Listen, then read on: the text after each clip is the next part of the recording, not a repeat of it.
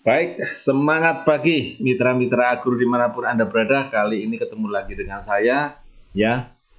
Temanya adalah tentang kentang, ya. Siapa yang nggak kenal kentang, karena ini banyak juga teman diminati di Indonesia. Juga banyak orang yang suka dengan kentang untuk sop dan lain sebagainya, ataupun memang kentang goreng, ya. Untuk crispy-nya juga banyak.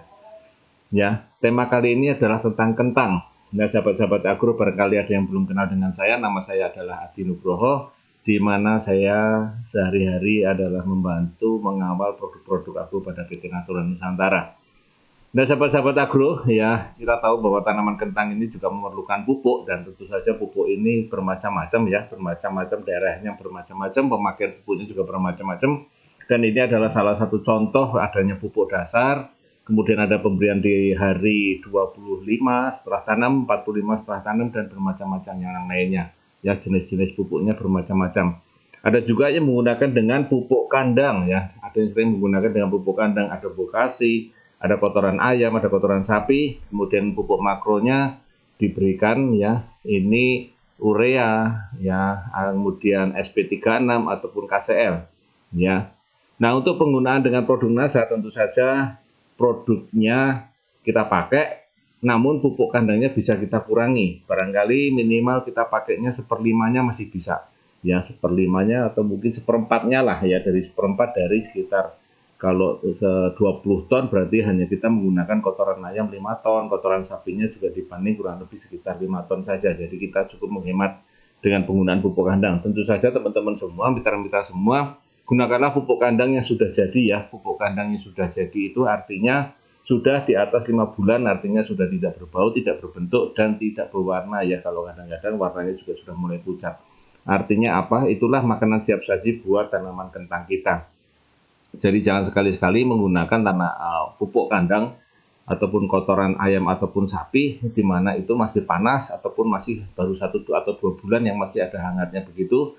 Dikhawatirkan adalah nanti kecenderungannya adalah terserang oleh jamur, ya, karena itu akan nanti memicu datangnya jamur, ya.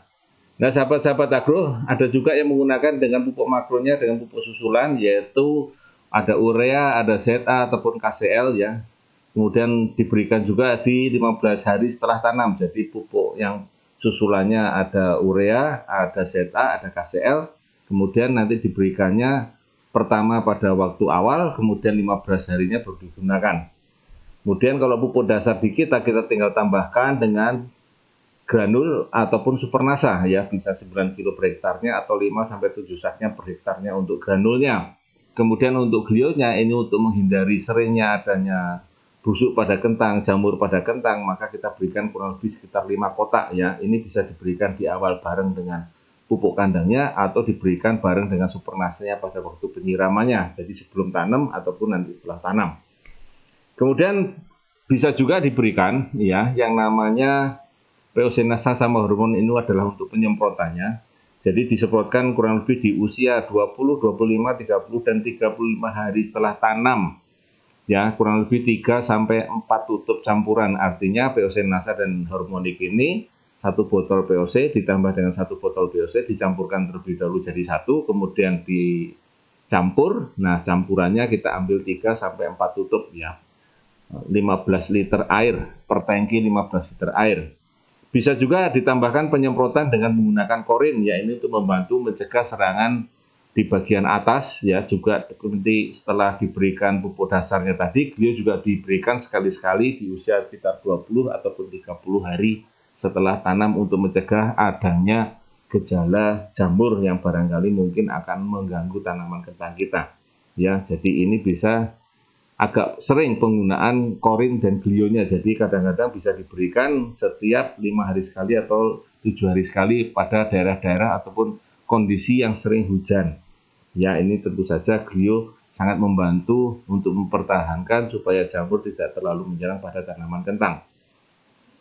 Ini adalah kesaksian kita yang pernah kita dapatkan yang terakhir, yaitu dengan menggunakan Peosinasa, hormonik, glio, power juga digunakan, kemudian granul juga digunakan.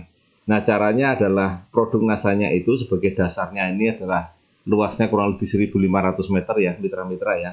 itu menggunakan 4 sak granul, 4 box korin, 4 box glio, 2 supernasa itu yang kecil ya, dicampur jadi satu ya, kemudian ditutup dengan mulsa. Nah, ini ditambahkan dengan polskanya 2 sak ya, artinya ini sebagai pupuk dasar ya. Kemudian nanti penyemprotannya setelah muncul tunas ya, menggunakan POC Nasa dan hormonik sama seperti yang tadi saya sampaikan, yaitu 20, 25, 30 dan 35 hari menggunakan POC Nasa, hormonik dan korin ya. Ini korin kurang lebih sekitar 1 sendok. Jadi POC Nasanya dan hormoniknya 3 sampai 4 tutup campuran ya, campuran seperti yang tadi saya sampaikan. Campuran POC Nasa ditambah dengan hormonik, campur terlebih dahulu, baru kemudian diambil 3 sampai 4 tutup per tangki 15 liter air. Nah, kemudian penyemprotan nanti bisa juga pada umur 40, 50, dan 60 bisa kita ganti dengan Green Star ya, setengah saset per tangkinya. Ini bisa ditambahkan dengan 1 tutup hormonik ya, setengah saset Green Star ditambah dengan 1 tutup hormonik. Nah, kemudian 45 hari dan 52 hari bisa menggunakan dengan power ya, 1 gram per liter airnya.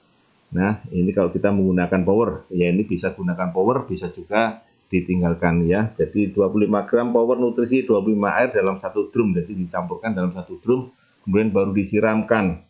Ya, ini bisa juga dicampur dengan glio andai kata serangan jamurnya ataupun hujannya cukup banyak, ataupun menggunakan pupuk kandang yang barangkali belum jadi. Nah, makanya penggunaan glio tentu saja disarankan agak sering. Ya, kemudian apa bedanya dengan menggunakan teknologi Nasa atau tidak menggunakan teknologi Nasa? Tentu saja tanaman menjadi lebih sehat, terhindar dari penyakit, dan daunnya lebih hijau. Kemudian tanaman yang tidak menggunakan, ya ini biasanya menggunakan kotoran ayamnya adalah 60 sak untuk lahan 700 meter persegi. Namun biasanya juga terserang berbagai penyakit dan biaya yang dikeluarkannya adalah 1.500.000 untuk 60 saknya. Dan itu lebih mahal daripada produk yang digunakan, yaitu produk Nasa. Nah, kelebihan dari granul adalah tidak mudah terserang penyakit, karena ini juga membantu untuk menaikkan pH ya teman-teman. Kemudian daunnya juga tebal dibandingkan dengan menggunakan produk lain. Ini adalah kesaksian ataupun cerita mereka.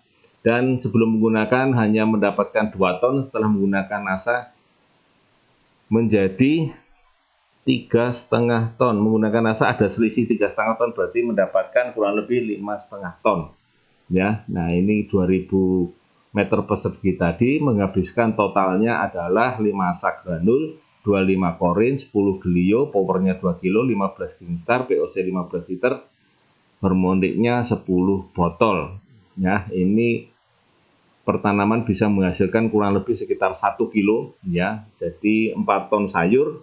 Kemudian bibitnya itu kurang lebih 2-3 ton atau rindilnya. Jadi kalau yang sebelumnya hanya 3 ton ya, sekarang bisa mendapatkan 4 ton. 4 ton yang kentangnya. 2 ton itu adalah bibitnya atau rindilnya ya. Ya, ini cukup besar ya biaya yang dikeluarkan, tetapi juga mendapatkan hasil yang lebih dari 2 ton ya. 2 ton lebih, artinya cukup luar biasa dan tahannya juga menjadi lebih baik tentu saja. Nah, mitra-mitra sahabat-sahabat aku, demikian tadi cerita kita tentang kentang ya. Barangkali Anda membutuhkan informasi yang lainnya, silakan berbagi di komen ya. Kemudian barangkali Anda juga kepengen dibuatkan cerita tentang produk tertentu ataupun barangkali tentu saja berhubungan dengan Nasa ya, silakan Anda komentar di bagian bawah. Nah, mitra-mitra sahabat-sahabat Agro dimanapun Anda berada, demikian jadi cerita kita tentang kentang. Mudah-mudahan bermanfaat, mudah-mudahan memberikan inspirasi buat teman-teman semua, berbagi untuk teman-teman semua. Mudah-mudahan ini bisa memberikan makna pada teman-teman semua tentang bercocok tanam ya. Nah, demikian ya, mudah-mudahan memberikan manfaat. Terima kasih sekali lagi ya. Ya, mudah-mudahan kita bisa ketemu di lain waktu dan di lain tema. Tetap semangat dan semangat pagi.